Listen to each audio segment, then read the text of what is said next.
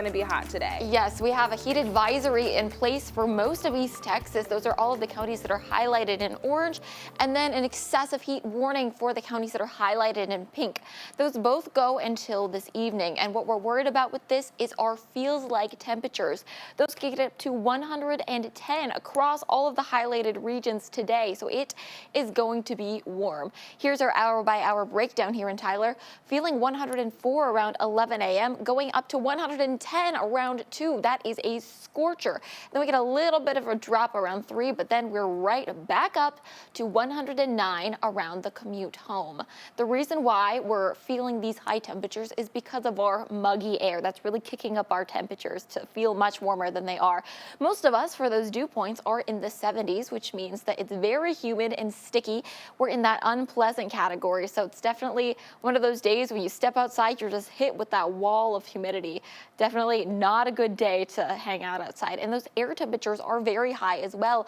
Tyler, we are going up to 104, Mount Pleasant up to 103, Nacogdoches 102. So Tyler, when we're at 104, we're going to break our record by 3 degrees. So it's going to be warm. Tonight, we're not getting too much relief. We're only dropping down to 79 here in Tyler. Nacogdoches down to 76, and then St. Augustine is bottoming out at 77 tonight.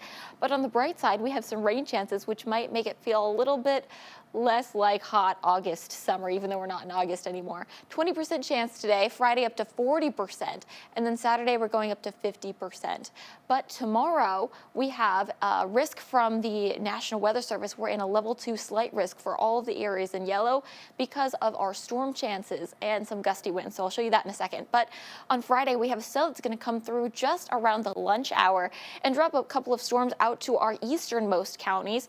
That should clear out by the time we get to the evening. But then by the time we get to the very late hours of tomorrow, we're going to have a cell come through and dump a bunch of rain that's going to get a lot more intense as we get to the early morning hours of tomorrow. But with those cells, we have lots of gusty winds. We have a boundary that's going to come through, pushing a lot of winds in, about 35-mile-per-hour gusts behind that boundary. That'll come through, might possibly impact your morning commute if you're getting a late start. And those gusty winds are sticking with us for all of tomorrow. They might clear out a little bit by the time we get to the very late evening hours. But let me walk you through the week. We have an area of high pressure that's pumping up our temperatures today, but then on Saturday, we have this area, or we have rain chances. They're going to make a comeback to our forecast for the areas in green. That's going to rain itself out by the time we get to Sunday, so no rain chances there. But then, check it out. We have a cold front that's going to start to push its way in.